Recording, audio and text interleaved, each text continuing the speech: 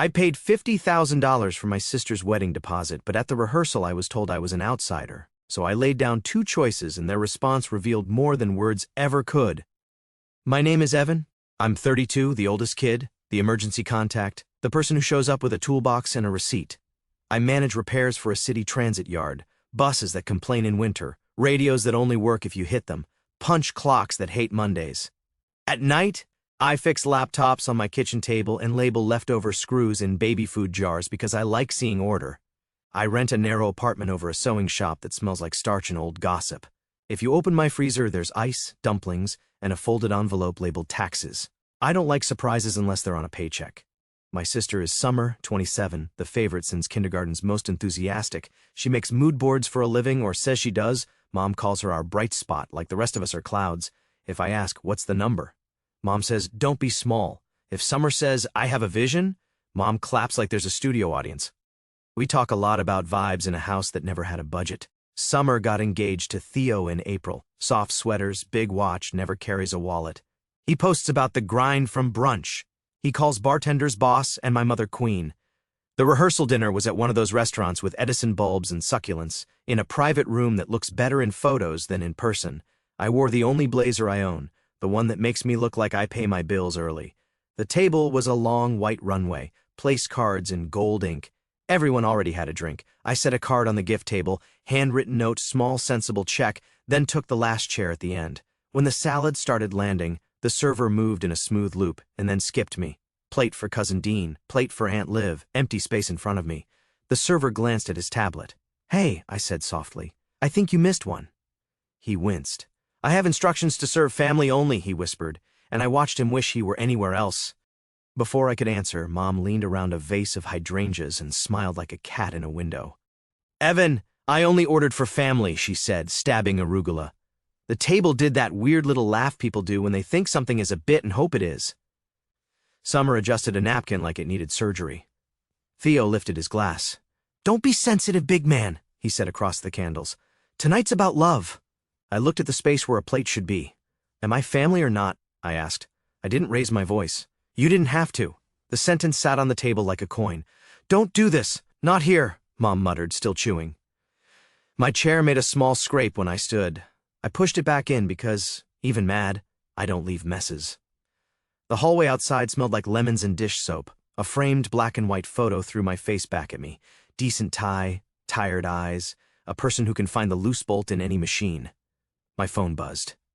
2 reminders I'd set that morning. Venue confirmed tomorrow's balance and lighting vendor security deposit pickup.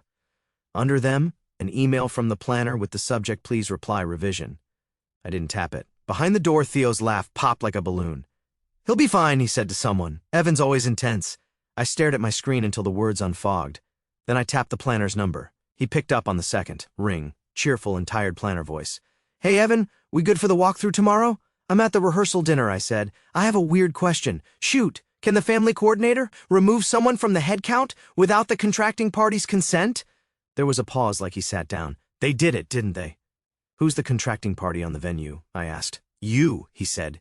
You signed the hall and the lighting package through your company account. That's why the rate was good. I closed my eyes. So, if they cancel my invitation? Their coordinator asked us to remove you from the ceremony and dinner count, he said, voice careful. But the deposit is yours. The $50,000 is locked to the date. It doesn't come back unless the hall rebooks the same night at full price. He exhaled. I'm sorry. Are any charges pending against my card besides what I already approved? No, he said. And per your authorization, only you can add. They can't, even if they ask nicely? Good, I said. I put my forehead on the cool wall for one long breath. Okay, thanks. You want me to bridge a conversation? He asked gently. I can claim a vendor emergency. No, I said. I'm going to do something else. When I walked back in, the room was mid-toast. People smiled at words that made a nice sound. My place was still empty. I slid into my chair and let my hands go flat on the table. Everything okay? Summer asked, eyes on her fork. Yeah, I said. I just needed to remember how to breathe. It didn't start with a plate. It started with a power bill. I was 19 when Mom said, put the electric in your name. Just for now, the system likes you. You pay on time. For now in our house is a bridge that never lands. 3 years later, when I tried to switch it back, she cried into a dish towel and said, you don't abandon family. That was the script.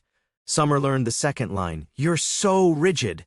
At 21, Summer tried college for 2 semesters, then content, then MLM-scented marketing, then I'm building a brand. She is very good at looking like she's working when she's asking for money. A typical text, "Summer, card got weird. Can you book my flight? I'll Venmo Friday. Mom, she's stressed. Be a gentleman." Me, how much? Summer, not a lot. $3.47 and 16 cents. Me, that's a lot. Summer, promise I'll pay you back. Me, okay. Notes app, $347.16. Friday. I keep a spreadsheet called Family Tab. It began as therapy so I wouldn't yell. It became self-defense. Line after line. Summer phone. $69. Mom water. $31. Summer copay, $220. Mom breaks, $380. Summer rent gap, $650. In the notes column, I'm honest with myself. Friday equals never. No repeat. Get receipt. The total isn't the problem. The assumption is. When Summer met Theo, the asks got dressed up as opportunities. He pitched everything like a TED Talk to a person who can't afford a TED ticket. "We can scale if we consolidate," he told me, hands steepled over a spreadsheet he printed in 12-point calibri like that made it real. "It's silly for you to pay rent when you could invest. You could get points for the wedding and write it off through your LLC. My LLC is for fixing city radios, Theo." He smiled like that, too. What if the family LLC was our umbrella? Our mother ate those sentences like candy. "He's so smart," she told me later. "Why can't you be more flexible, Evan? Money comes and goes." Money in our house came from me and went to them. The wedding started with an email thread. Team Summer plus Theo plus Dante, planner. Dante is a pro, cheerful subject lines, terrifying spreadsheets, tabs, venue, catering, florals, lighting, experience, and underwriters. That last one, because the hall required a guarantor. I have good credit because I learned to be allergic to late fees. Guess who everyone looked at? "The venue holds with 40%, Dante said on the first call. $50,000, refund only if a miracle replacement happens. The guarantor approves all vendor charges. No one else can add costs? That's how your rate stays." "Who's the guarantor?" I said. "You if you sign," he said. Pause. Summer said, "You're the point person." I said no. Then I said yes to just the hall and lighting because I can't stand chaos, and I thought being the gate would keep the flood out. I used my repair company account as the guarantor because the hall required a business profile. I asked Dante to write in the contract that nothing else could be added without my written approval. He did. I paid the $50,000 as a gift. I told myself I was investing in peace. Then came add-ons, a champagne wall. We're known for champagne. No, they are not. A flower tunnel, once-in-a-lifetime vibe, cold spark fountain, safety approved, a live painter investment piece, a grazing table, no one forgets charcuterie, a late-night taco bar, non-negotiable. Each came with urgency. They can hold it if we pay by today. "No," I said to most. "What did we agree?" "Don't be cheap," Mom texted. "Bro, it's pennies," Theo said about a 5-figure thing. "It's not pennies," I said. "It's a used car. We did planning nights at Mom's where Dante dialed in, muted, useful. Summer wrote vibe on a whiteboard like she wanted it to learn fear. No drama," she said. "No negativity." She pointed her marker at me gently. "No tense faces and candids." Mom added, "We want to look like a perfect family in the photos." It sat there. It grew mold. A week before the rehearsal, a small change email slid in. "Please reply revision." I skimmed at a stoplight and almost rear-ended a delivery truck. "Remove Evan Hart. Note, per family coordinator. He will not be attending the ceremony or dinner. Keep him CC'd for vendor." I pulled into a lot, breathed into my jacket, and called Dante. "I didn't cancel me," I said. "I know," he said, and you could hear the part of his job that is marriage counseling for people who think money is a personality. "Does the $50,000? "It's in," he said. "It stays. You can't pull it unless another couple gives the hall your exact money for your exact day. And they have no reason to. It's a good date, but they're not magicians. Can I block everything else?" "Yes," he said. "You already wrote the contract, right? They can't add anything. The only lever left is your consent." I drafted an email to freeze authorizations and didn't send it. I wanted to see if my mother had the stomach to sit across from me and say family only to my face. She did. Summer watched it land and pretended she couldn't read. Theo lifted a glass and made a word salad. I stepped into the lemon hallway and called Dante. He confirmed what I already knew. When I went back in, I had decided something I never decide. I was going to stop managing their feelings and manage mine. The small truth first, then the big one. Nobody likes a mic speech from the guy at the end. I wasn't going to give one. I stayed standing behind my chair until a toast ended. Then I picked up my water and spoke to the table like I was telling a driver their brake lights were out. Two things. Not now, Mom said automatically. Thing one, I said, looking at the empty space in front of me. Am I family or not? Candles crackled, forks paused. You could hear the Edison bulbs decide to hum louder. Thing two, I said, and took the envelope from my inside pocket. I didn't raise it like evidence. I placed it on the tablecloth between me and my mother. This is a choice. I printed it so no one pretends they misheard me. Theo's grin shifted into the tight one he uses when a check bounces in his head. Bro, he said. I slid out 2 sheets labeled Option A and Option B in thick black letters because I work around people who need labels to avoid mixing parts. Option A, I said, facing Summer, because I did not come here to wrestle a man who calls me bro. You keep everything exactly as planned, the hall, the date, the lighting. My $50,000 stays as a one-time gift. In exchange, we're done after the wedding. No more asks, no emergency contact, no using my name for anything, no quick favors that cost rent. I'll step back. I won't ruin your week. I won't attend. The story you tell strangers doesn't include me, and neither does your budget. I'll formalize the boundary in writing so no one has to guess. Mom's inhale was a hiss. Option B, I continued, not looking at her. I transfer the contract to you two by morning. The hall needs a new guarantor and a new card for the balance. You sign a repayment plan to reimburse me the $50,000 over 24 months. No interest, no drama. In exchange, I show up as your actual brother at your actual wedding, eat a plate of food, stand where you put me, and we try to be a real family with receipts instead of a photo that lies. Theo laughed without joy. You think you're a bank. I think I'm done being one, I said. Summer reached for the paper like it was hot. This is cruel. No, I said, this is clear. Mom found the tone she uses when she wants a fight to look like an intervention. You won't force us to choose at dinner, she said. You forced a choice at dinner when you told the server I wasn't family, I said, finally turning to her. I'm giving you a grown-up way to match the grown-up decision you already made. Dante materialized near the host stand, like people who manage fires for a living. He kept his distance and his phone in his hand. He was not my ally and not their enemy. He was a clipboard with a pulse. Theo reached for Option A with a smirk. We'll take the gift in the silence, he said, like he'd won a game. Summer's hand landed on top of his. Wait, he snorted. Babe. She didn't look at him. She looked at me the way she used to when she was 6, and I taught her to tie her shoes. What does done mean? She asked. It means Mom texts me sunsets but not bills. It means if you need money, you ask someone else. It means if I have news, I don't run it by a committee. It means my life doesn't get voted on. She blinked hard. Mascara does not forgive truth.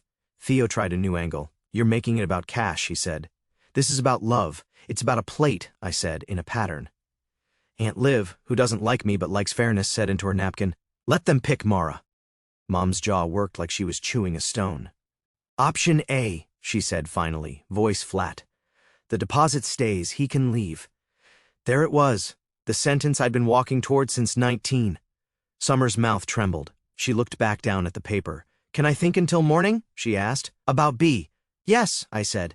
The hall needs a name by 10. Theo scoffed. We're not signing anything, with you. Then A is easy, I said, and put a pen next to the paper. Initial here. Dante will receive the boundary letter tonight. The hall will get the form, tomorrow, removing my name from everything after the event. You'll never have to ask me for anything again because you won't be able to. Theo opened his mouth, closed it. He looked at his dad, who had money posture, not hustle posture. The older man shook his head, small, tired. Summer took the pen. Her hand hovered. Evan, she said, voice thin. Are you going to hate me? I already tried hating you, I said. It didn't work. This does. She signed Option A. Mom exhaled like a bellows. Theo grinned like he'd flagged a cab. Congratulations, I said, and meant the word like a closing bracket. I put Option B back in the envelope. I took my card off the gift table. I left my note inside the card. I hope your day is what you keep saying it will be. E. Theo called after me. Say hi to your spreadsheets. People laughed because that's what people do when they're afraid of picking a side. I walked out, no slam. The hallway was lemons again. Dante caught my eye and gave me the smallest nod a person can give and still call it a nod. My phone buzzed. Dante, received, signed A. I texted the photo of Summer's initials. Dante, copy. I'll mark your access end at 12:01 a.m. after event. I turned my phone to airplane. My hand stopped shaking in the elevator. Morning made everything sharp. That's what sleep does when you actually do it. Texts arrived before coffee. Mom, 7:02, you humiliated us. Mom, 7:04, you owe your sister an apology. Mom, 7:05, You should be ashamed. Mom, 7:12. I can't believe you made me choose. Me, 9:15. Money asks in email only. I will not respond to texts about logistics. Boundaries attached. I attached a PDF I'd spent an hour writing at my kitchen table the night before. Boundary letter, Evan Hart. It had bullet points like a boring class that keeps you alive. I'm not a guarantor for family purchases. I do not add my name to bills, rentals, tickets, or emergency forms. I do not lend. If I gift, I write gift. If I decline, I write no. I do not accept last-minute crises that are choices. Communication about money happens by email. I will not attend meetings where I am insulted. If family excludes me socially, it excludes me financially. It felt ridiculous to print my own rules. It also felt like putting a guardrail between me and a ditch. Dante replied to a different thread. Hall acknowledges your permissions end at 12:01 a.m. the day after tonight. You still technically own the contract, but you've authorized no charges. They can't add. It's a weird limbo. Me, thanks for staying human about this. Dante, it's my whole job. At lunch, Julio at the transit yard asked, You good? The way men ask when they're offering you a bolt, not a hug. Better, I said, and meant it. I spent the afternoon switching my auto pays off the joint-sounding accounts Mom once talked me into just to simplify. I called the electric company and finally moved the service out of my name. 20 minutes on hold, one sentence to a board rep, I'm not the occupant. A click I felt behind my eyes. I closed a credit card I'd let Mom use for points and hadn't noticed was still on her apps. I changed my bank passphrase to obscure bus parts no one else knows. I froze my credit because saying no out loud makes some people creative. By 4 p.m., the group chat my family uses for gossip and conspiracy memes renamed itself Blessed and kicked me out. A cousin forwarded screenshots with a single text. For the record, I get it. I didn't respond because I don't need allies who whisper. The wedding day came. I did laundry. I fixed a friend's laptop and charged him full price for the first time. I walked down to the river that smells like pennies when it's hot and steel when it's cold. At 2 p.m., Dante texted. They scaled florals by half. Band cut second break to save cost. They're telling people you had to work. Me, let them. Dante, you want pictures? Me, no at 5 p.m. Mom sent a sunrise photo with the caption, God provides and no apology. I hearted it and didn't type words. At 11:40 p.m., Summer sent one message, we did it. Then another, I'm scared you won't be in my life. Me, 7:12 a.m., I'll be in my life. You're invited when you can be kind without borrowing. 12:01 came. Dante sent one last message. Your permissions expired. The hall is theirs now. Be well, Evan. Me, you too. A week later, an envelope came with no return address. Inside, a check for $120 and a sticky note for that time with the flight. I said Friday. I looked at it for a long minute, then I deposited it and kept the note, not because of the money, because of the sentence where she finally said which Friday she meant. People expected me to blow up or to cave. I didn't either. I went back to the transit yard. I taught Nico how to crimp a connector without stripping the wire. He said, why didn't anyone show me that? I said, because they wanted you to think it was magic. Theo texted twice, man to man, we should talk and you made me look bad. I didn't respond because everything he writes is bait with punctuation. Mom tried a new angle. She showed up at my building and buzzed all the apartments because she knows mine is broken. I texted, email. She wrote, stop being corporate. I wrote, boundary letter applies in person too. She left a paper bag with oranges and a note. Don't let them make you bitter. I ate the oranges and threw away the note. I can separate fruit from message. The quiet didn't feel like loneliness. It felt like a room I finally rented for myself. It's been 9 weeks. The album went up. People in soft light, hands touching hands, the expensive photographer catching the exact moment a laugh looks like grace. My seat isn't in any photo because it wasn't a seat. That's fine. Most of my life doesn't photograph. Summer and I text about weather and the coffee she's trying to make at home. She sent a picture of a plant she was killing and asked, how do I not? Me, water drainage. Leave it alone more than you want to. Her, rude. Me, true. 3 days later, she sent the plant again, perked, no request for money. That felt like actual growth, not the mood board kind. Mom sends sunsets and verses. Sometimes she starts typing, you know your sister, and I reply, email, and it fades. We see each other at Aunt Liv's for Sunday spaghetti. Sometimes we talk about birds and recipes. When she brings up that night, I talk to the dog. Dante sends a quarterly newsletter about venue trends because I asked. Curiosity, not craving. He added a one-line note last time, you did the clean hard, good job. I started, I don't need applause. Sometimes I need one sentence from someone who watched. I kept the boundary letter and taped a shorter version inside my kitchen cabinet where the coffee lives. I read it while the kettle complains, I don't attach my name to other people's bills. If I give, it's a gift. If I don't, it's a no. Money and plans live in writing. I leave rooms that insult me. If the invite is revoked, the wallet is too. It felt silly the first week. Now it feels like an instruction manual I wrote for myself. People want a dramatic twist where I stormed back in and flipped a table, or a movie end where Summer sobbed an apology and we hugged into credits. What happened is smaller and more useful. I paid what I chose, refused what I didn't, wrote it down, and left the scene like you leave a shop when they put a sign in the window that says members only. If you need a moral, here's the dull one that works. Don't sponsor the room that bars your chair. Don't let family be a coupon code for your legal name. Love loud if you can afford it. Say no quietly when you can't. Write your rules in ink. Put them where you make coffee. This isn't about revenge, this is about closure. I still live over the sewing shop, the machines hum. I still fix radios that will die again in a month and laptops with crumbs inside like confetti. Last weekend, I bought a second-hand bike with cash from a jar and rode it until my legs shook. It felt like being 11 and saving coins, except this time, no one called me petty when I asked to keep what I saved. When my phone buzzes at a time that used to make my stomach drop, I check the sender, breathe once, and decide. If it's work, I answer. If it's family, my cabinet decides. I am not a guarantor or a ghost. I'm a man who chooses what he funds with money, with time, with silence.